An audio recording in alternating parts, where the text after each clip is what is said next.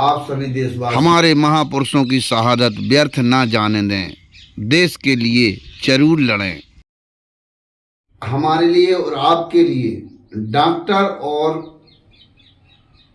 न्यायाधीश भगवान के रूप में हम और आप मानते हैं, लेकिन यह मामला एक ऐसा है जिसको आप सुनेंगे तो आपको भगवान ना करे न्यायपालिका से भरोसा उठेगा। मामला है दिल्ली का, माननीय उच्च न्यायालय के जज।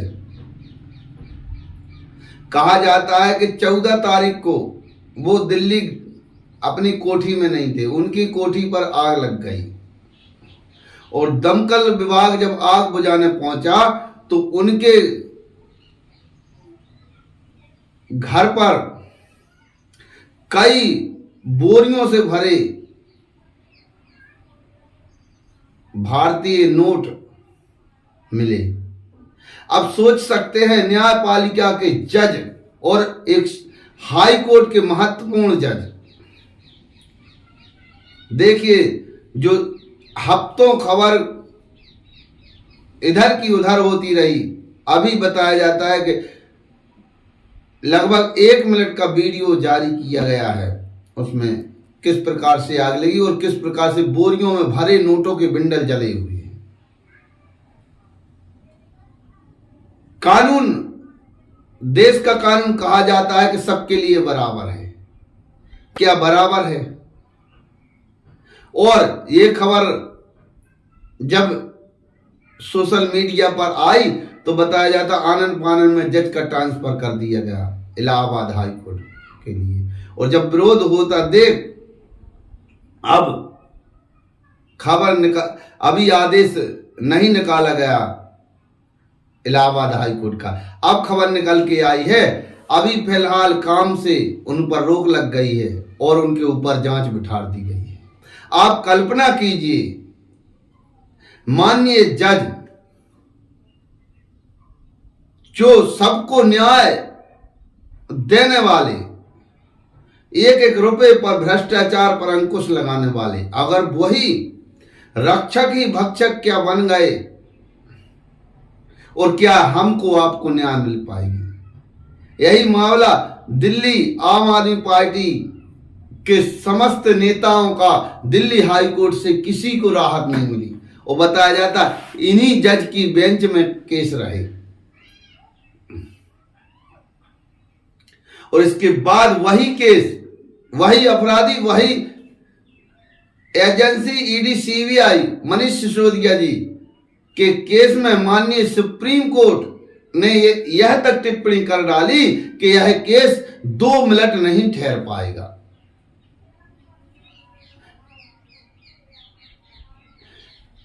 आप कल्पना कीजिए इन जज को आनन फानन पर कौन सी सजा होना थी। इनको तो ऐसी सजा होनी थी कि देश भरे में एक न्याय की कुर्सी पर बैठने वालों की रूह कांप जाती।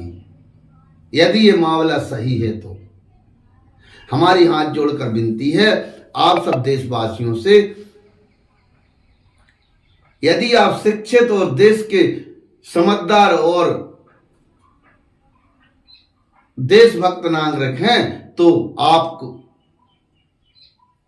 देश की राजनीति और देश की यथा स्थिति किस प्रकार से बनाई जाती और किस प्रकार देश को ले जाया जा रहा है आप जरूर देखिए। आज हिंदू मुस्लिम करके हमें और आपको बांटा जाता है। आप कल्पना कीजिए हिंदू मुस्लिम हम लोगों के बीच में क्या माहौल किस प्रकार से भरा जा रहा है, और इसमें सरकार की अगर मंशा ना होती तो ऐसा कैसे होता। अभी देखिए 318 साल पुराने कब्र औरंगजेब की, और बताया जाता मुस्लिम भाई कभी औरंगजेब अपने बच्चे का नाम तक नहीं रखते, वह क्रूर था, उसका हम कभी समर्थन नहीं करते। लेकिन 318 साल बाद आवाज उठने लगी, जो नकली हिंदू रक्षक है वो आंदोलन करने लगे और कहां डबल इंजन की सरकार महाराष्ट्र में, और नागपुर में आरएसएस दफ्तर के 1 किलोमीटर दूर बताया जाता है, और महाराष्ट्र के माननीय मुख्यमंत्री देवेंद्र फडणवीस के घर के 5-6 किलोमीटर दूरी पर, और वहां दंगा भड़क गया। अब दंगा भड़काने वाले और करने वाले अलग हैं, लेकिन जिनके प्रॉपर्टी, जिनके आर्थिक नुकसान हुआ है गरीबों को, और जो माहौल बनाएगा उससे देश का क्या होगा।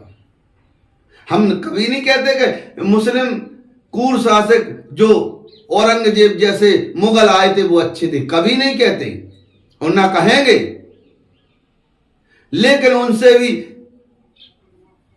तुलना करें अंग्रेजों की तो वो भी अच्छे नहीं थे।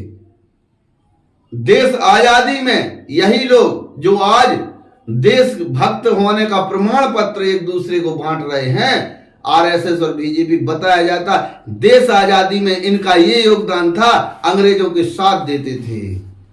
और जहां हिंदू मुस्लिम दोनों भाई करके जितना जिस देश आजादी में वह थोड़ी बहुत अपना योगदान दे रहे थे, लेकिन इनके कई नेताओं ने माफीनामा लिखे अंग्रेजों को।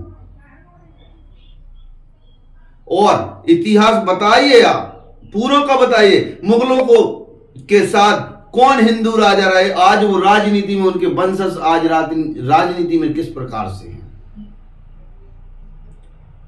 और मिटाइए देश कहां जा रहा है। सुनीता विलियम आकाश से 9 महीना उनके वाहन में खराबी आने से 9 महीना फंसी नहीं, और वो आकाश से धरती पर अमेरिका ले आई। और हमारा देश कहां मंदिरों में घंटा बजना चाहिए और हृदय में भी बजना चाहिए, लेकिन कुछ लोग मस्जिदों के अंदर मंदिर खोजने में लगे हैं, कुछ लोग गड़े मुर्दे उखाड़ने में लगे हैं, और वही जो सरकार में बैठे मुखिया, उनके बच्चे देखिए मुसलमानी देश में जाके अपनी धंधे बिजनेस चला रहे हैं। अडानी देखिए बांग्लादेश को बिजली देते हैं, यूएस से व्यापार करते हैं। तो हम हाथ जोड़कर निवेदन करते हैं किस प्रकार की ये देश को किस तरफ ले जा रहे हैं। देश को विकास के सब मुद्दे छिपाकर हिंदू मुस्लिम पर बांटते हैं, जो अच्छा नहीं है हमारे हिसाब से। आपकी जेब काटी जा रही है और हिंदू मुस्लिम का घोला पिलाया जाता है। इसलिए हमारी निवेदन है, आप इनकी रणनीति समझिए, यह किस प्रकार से आपको और आपकी आने वाली पीढ़ी को असल मुद्दों से भटकाकर हिंदू मुस्लिम का घोला पिलाते हैं।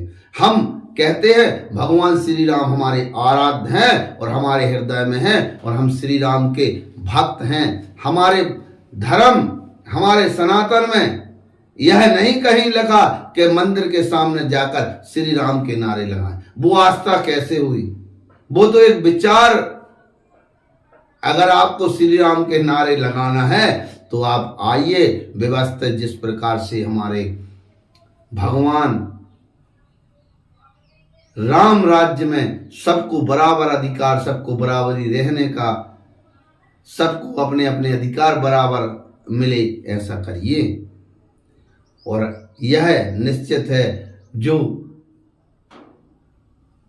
नफरत की भावना भर रहे, इससे कभी मीठापन, इससे कभी संगठित नहीं हो सकते।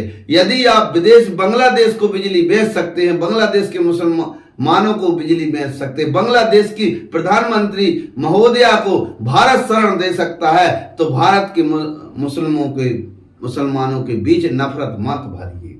उनको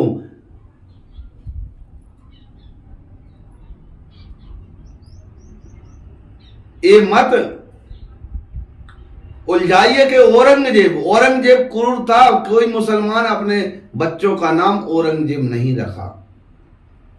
ऐसा बताया जाता है। और हम उनके पक्ष में नहीं हैं जो मुस्लिम हो चाहे हिंदू हो, जो देश को एक दूसरे को बांटने की भाषा कहते हैं। हम तो कहते हैं कि यदि मुस्लिम खराब है तो उसके लिए भी संविधान है, हिंदू खराब है तो उसके लिए भी संविधान है। पर हमें असल मुद्दों से क्या भटकाया जाता है, क्या हमें शिक्षा स्वास्थ्य व्यवस्था से भटकाया जाता है। सभी हिंदू भाइयों से निवेदन है और समस्त धर्म के लोगों से निवेदन है, अपने असल मुद्दों पे अपने बच्चों को शिक्षा स्वास्थ्य व्यवस्था, और जिस प्रकार से यह नागपुर में हिंसा हुई हम इसका विरोध करते हैं, हम इसकी निंदा करते हैं और सभी से निवेदन करते हैं जिस प्रकार से हमें संविधान ने अधिकार दिए उस प्रकार से रहें और हम अपने असल मुद्दों से मत भटकें। जय हिंद, जय भारत।